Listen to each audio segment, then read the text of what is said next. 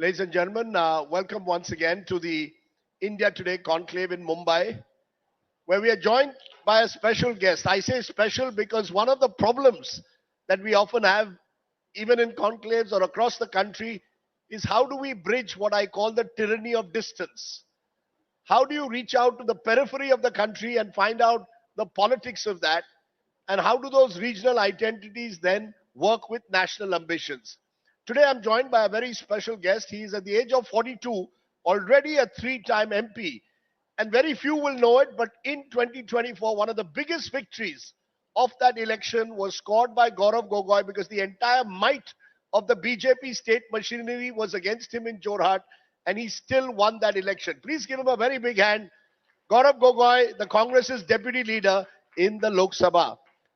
Gaurav, I see a new stride in you, a swagger.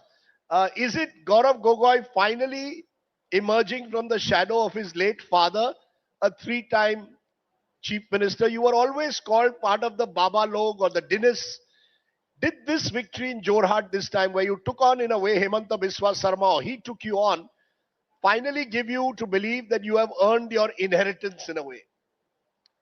Rajdeep, we are public representatives. So the swagger you see is not that of mine, but that of the Indian public, who in the last Lok Sabha taught the ruling party a lesson in humility. And I think that's the swagger of young India today. That's the swagger of people who feel that they can express themselves. And if they want to support the government, they have the right to. And they have the right to also express criticism without being targeted or without being victimized by the government. So there's a swagger in New India, which is good for democracy. As for the people of Jorhat, I see the verdict of Jorhat as the same as the verdict of Varanasi, as the same as the verdict of Raebareli. It was about people telling politicians, listen, stop dividing us, and find solutions. Find solutions to the problems of unemployment, price rise, climate change, higher education.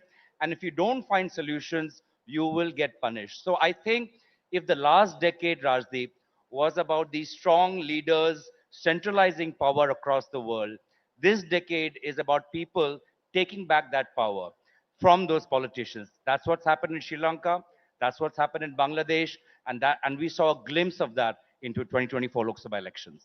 That's an interesting way to put it. But Gaurav, I just want to say that when you came into politics in 2014, you'd come what? With a master's in public policy in New York University.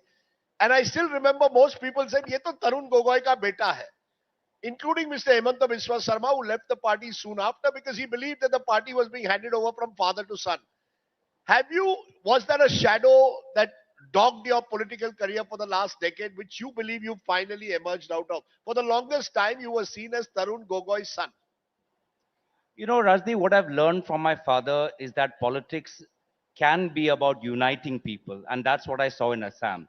That politics united people and brought peace, as opposed to what you see in Manipur, which is politics dividing people and bringing about instability. I learned from him the value of staying humble and staying grounded. I learned the value of always keeping your mind open and learning new things. I saw in his tenure that he was looking at the Global Happiness Index, what Bhutan was doing. He was looking at the Human Development Index, which was coming from the UN. So these are the values that have been part of me. I'm proud of those values. I'm proud of those lessons. And those are the values that I want to take on. I have nothing personal against Mr. Himanta Biswa Sharma. I think it's a clash of ideas and a clash of values. He's entitled to represent what he believes in, and I'm entitled to what I've learned from my father. You seem to suggest as if the world has changed with the 2024 election. Truth is, it hasn't. Narendra Modi is still the prime minister of the country. There is no Congress government even today in any of the states of the Northeast. The BJP is a two-time winner in Assam itself. It still remains in power in Manipur. So what is this change that you're talking about? Simply bringing the BJP down from 303 to 240. Are you suggesting means that India has changed in the last few months, or winning 7 out of the 25 seats in Assam? Does that mean that the Northeast is suddenly changing? Rajdeep, I don't see any change in Prime Minister Narendra Modi or the BJP government. They pretend as if their head is stuck in the sand and they want to show that they are still in a position of power and they will continue doing what they have for the last 10 years. But what has changed is in the idea of people who thought that Mr. Modi would be this messiah like figure who would, with a wave of his hand, wipe out all the solutions, who entrusted in this strong man, who believed in this idea that one strong party without encumbered by coalition politics would really find the solutions to India's problems. And what I've found is that that idea of, of that one party, one man can change the course of the nation, that has changed. And people feel that there needs to be more dialogue. People feel that their ideas need to be respected. And people feel that people are wiser than politicians. And politicians, as Mohan Bhagwatji said, should not think that they are a divine being. And I think many people have to learn that lesson, not only Prime Minister Modi, but also my senior political leader in Assam, Mr. Himanta Biswa Sharma. It would do him well to learn the words of Mohan Bhagwat, which is no man is a god. No, but your party also seems to regard the Gandhi family in some way, as these larger than life figures. It's not as if your party is short of sycophancy. You accuse the Prime Minister and the BJP of promoting this sort of divine cult. But you're creating a cult around Rahul Gandhi also in his own way. Well, there is a culture of debate and democracy. You saw that there was a G20 group which wrote an open letter which suggested reforms to the then Congress Party President Srimati Sonia Gandhi. Has there been an open letter telling the Prime Minister that demonetization was wrong?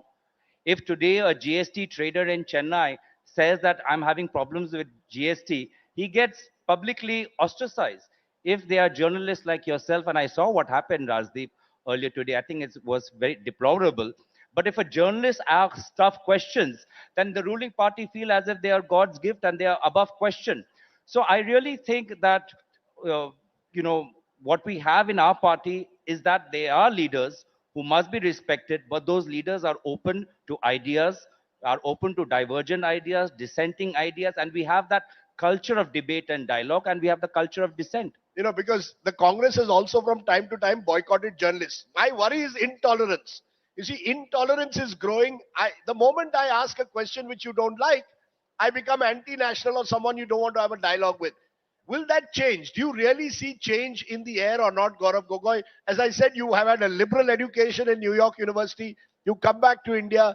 Do you feel we are dealing with a much more intolerant society? The Congress boycotts journalists. Do you support that?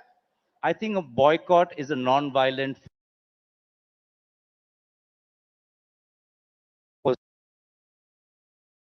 putting journalists in jail, as opposed to threatening channels that they would shut down, as opposed to telling channel owners that they would not get government money.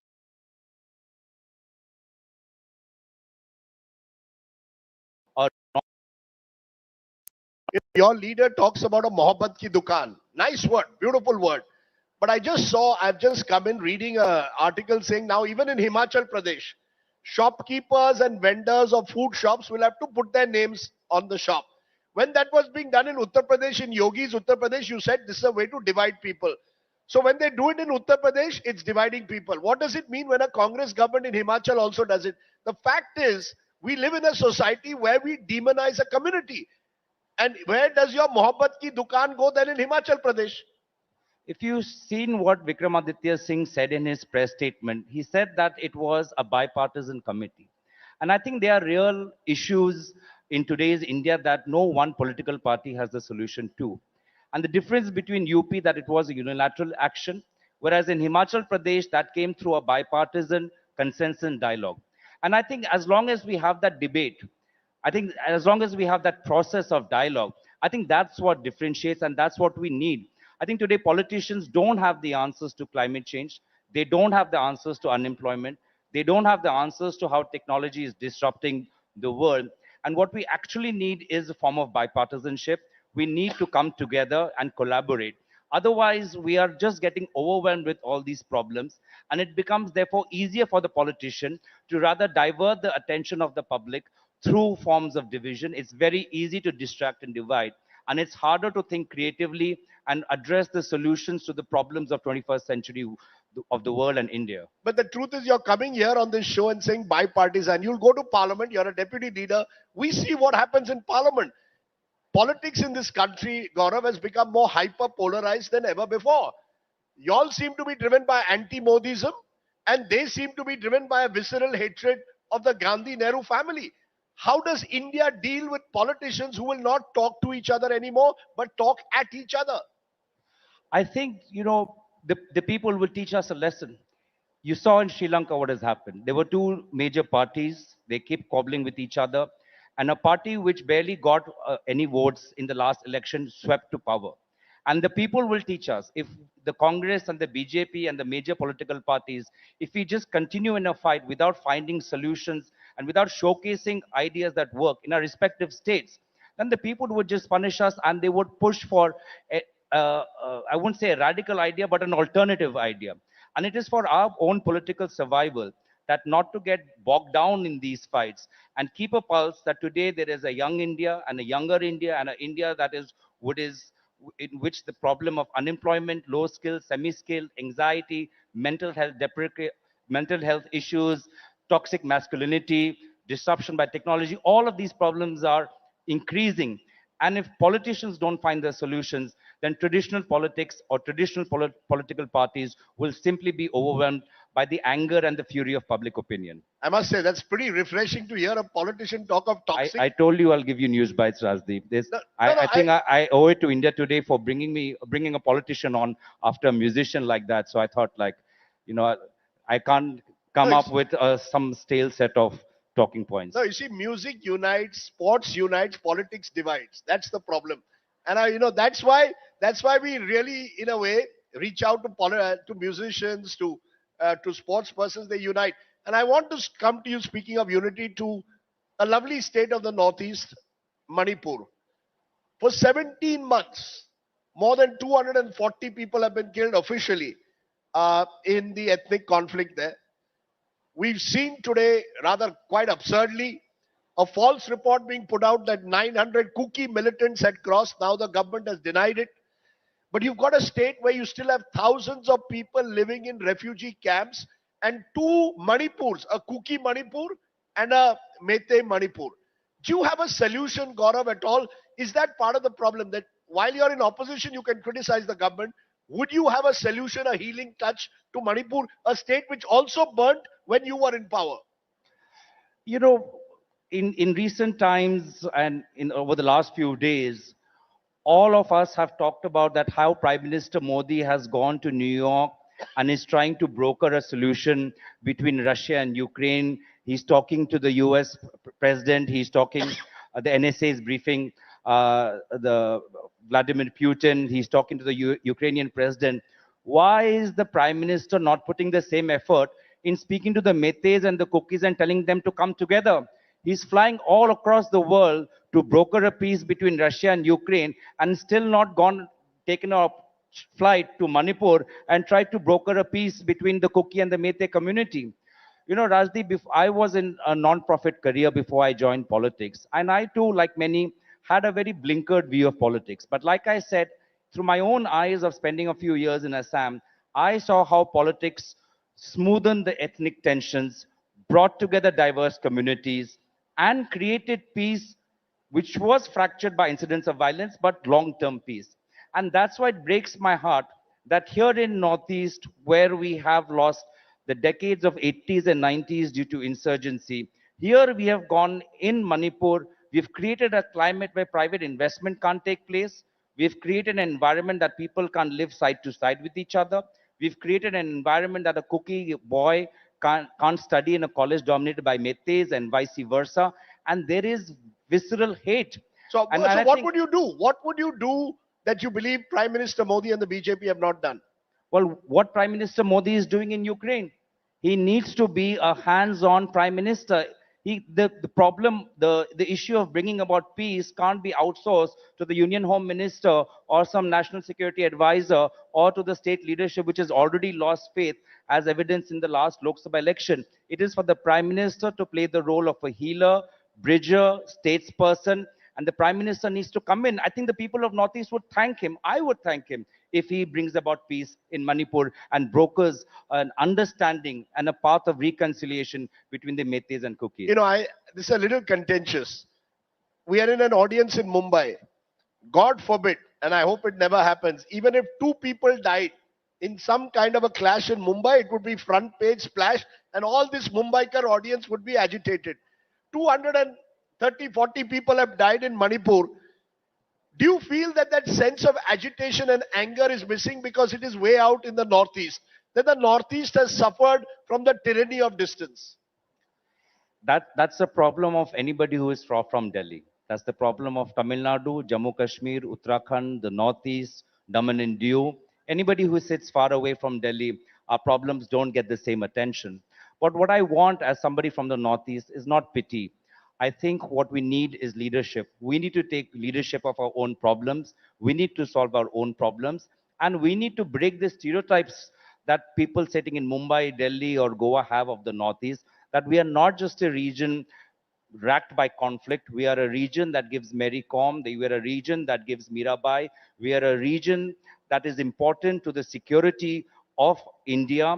Right now, what's happening in Bangladesh has an immediate impact on the Northeast.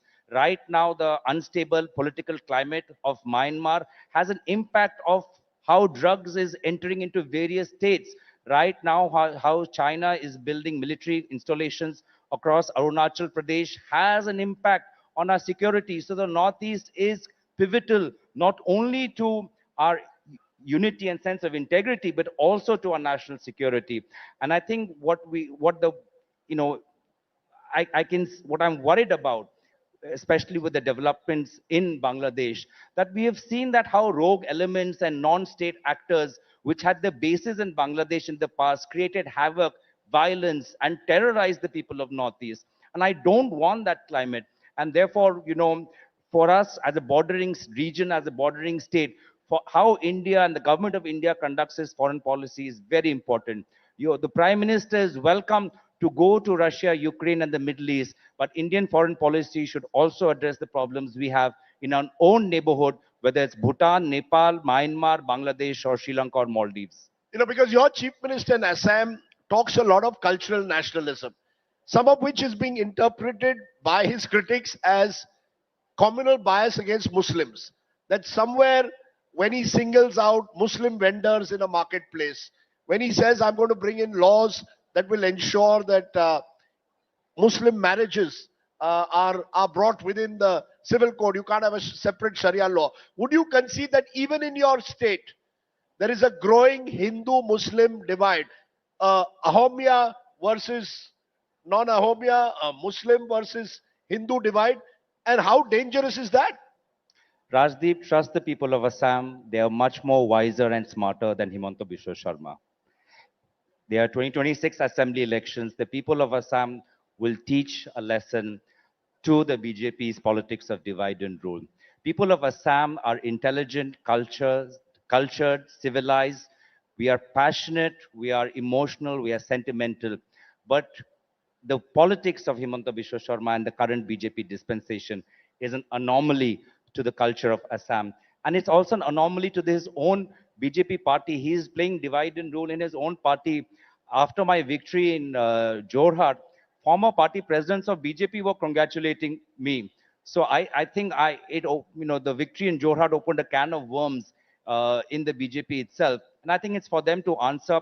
But as I told you in the beginning, trust the people of Assam. They see through this politics. They are much more wiser and smarter than the Assam chief minister. Am I talking to, therefore, someone who hopes to be the next Assam chief minister? The buzz is you're going to leave Delhi and move now to Guwahati till 2026. True? Well, I think it's very important that we win the assembly election of Assam. I think it's very important that we start in advance. I've said this in the past as well, that for our party, we should look at states going to election not only this year, but next year, 2026. I admire the fact that Rahul Gandhi ji has already given a target to the Congress party in Gujarat that we must form the Congress party there. And I think we should have similar targets for all election going states, including Assam, Kerala, Tamil Nadu, Gujarat, Himachal Pradesh, and all other states subsequent. I'm going to get in my colleague Kaushik Deka, who heads a wonderful online portal, India Today Northeast. Kaushik, as a fellow Ahomia to your friend here, Gaurav Gogoi, what's your question, Kaushik? Could we get the mic? Is there a mic that we could give Kaushik?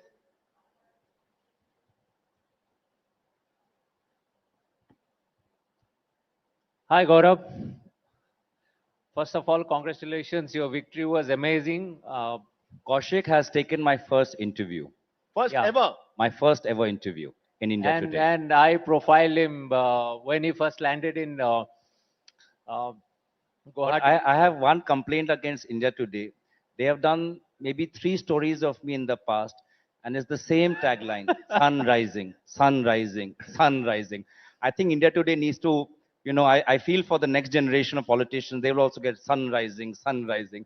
So please come up with a creative No, no. After the way of first telling. complaint, we changed. Only one. The first one that I did of him, and he taught me a lot about Assam. Also, we traveled together to various places, and he's a wonderful foodie. You can ask him about food also.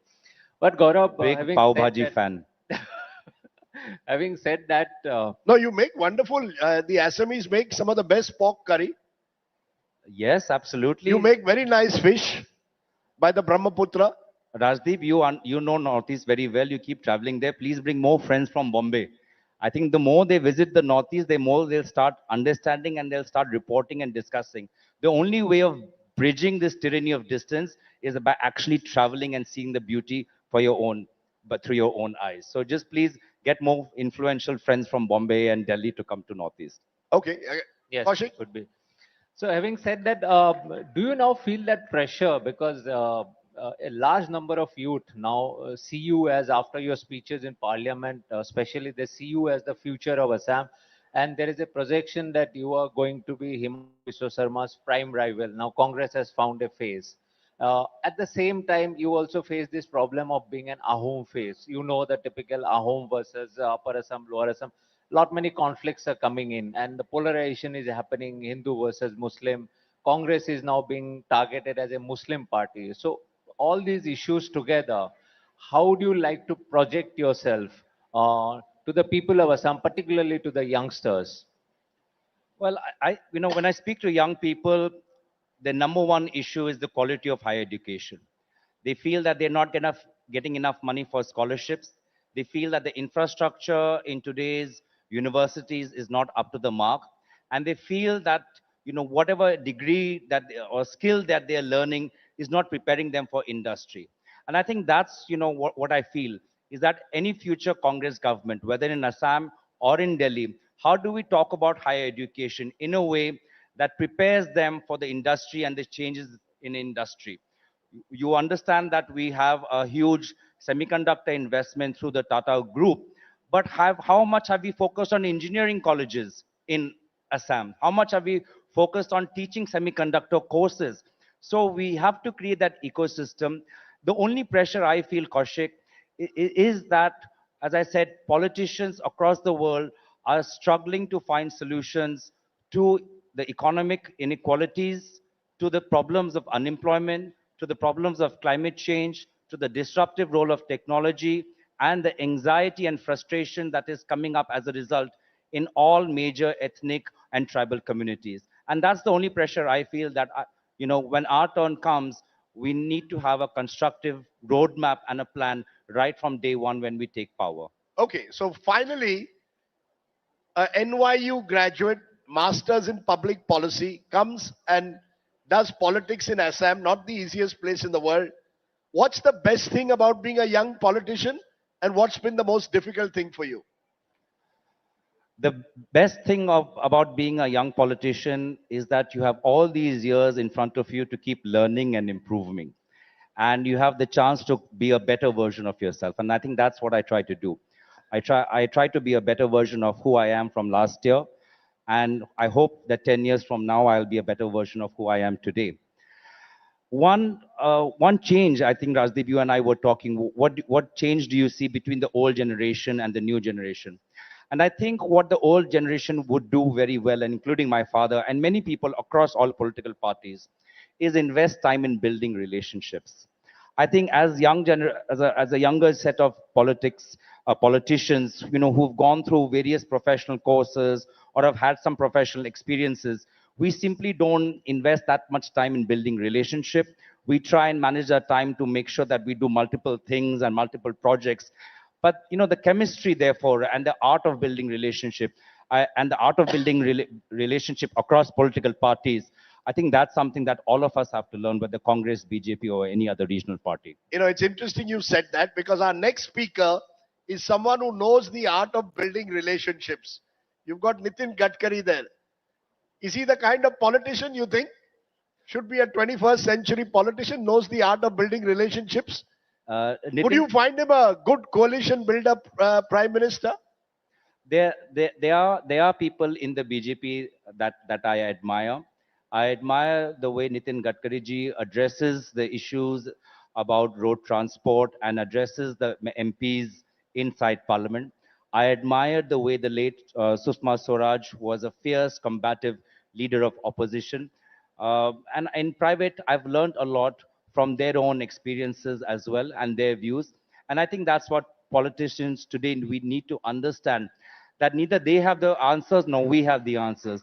The answers will only come if we talk to each other and we collaborate. And we just hope that we understand the importance of collaborating. Otherwise, as I said, we'll just get swept apart and a new alternative would come and get the support of the public. Gaurav Gogoi, for being a thoughtful young politician who just scored a huge victory in the Lok Sabha elections and spoke about a variety of issues, including toxic masculinity, which I don't know how many people have spoken about on a political platform at India. That's the agenda that I want to set in the Congress party in my state as well. And with a reference to the previous session, I think what young men across India and across the world need is that we need a revolution of the male mind. And like the way there was a feminist global movement which transformed the female idea of not only who she is, but also in her relationship with other people, that's what we need as males as well. We need a parallel revolution of masculinity, not only in terms of how we deal with women, but how we deal with our own anxieties and pressures and our own issues. And I think that's very much important, especially when you are in a political party which is so dominated by males. So as a first step, I hope you will give many more women tickets in the next election in Assam. Start with tickets. But I'm sure, Gaurav Gogoi, you've set a way forward.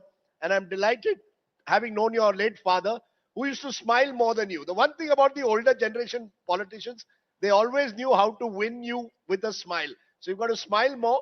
Yeah. And he was a wonderful man, Tarun Gogoi, always available with lots of food and smiles for anyone who wanted to discuss politics with him. Thank you very much, ladies and gentlemen. Thank you, Rajiv. Thank you so much. Gaurav Gogoi. Thank you. And thank you, Gaurav, for mainstreaming a conversation on a stage like that, which usually gets relegated to the sidelines. Thank you there. With that, allow me to call Mudit Dalmia, Vice President, NL Dalmia Institute and Management, to come up on stage and present a token of our appreciation to Gaurav Gogoi.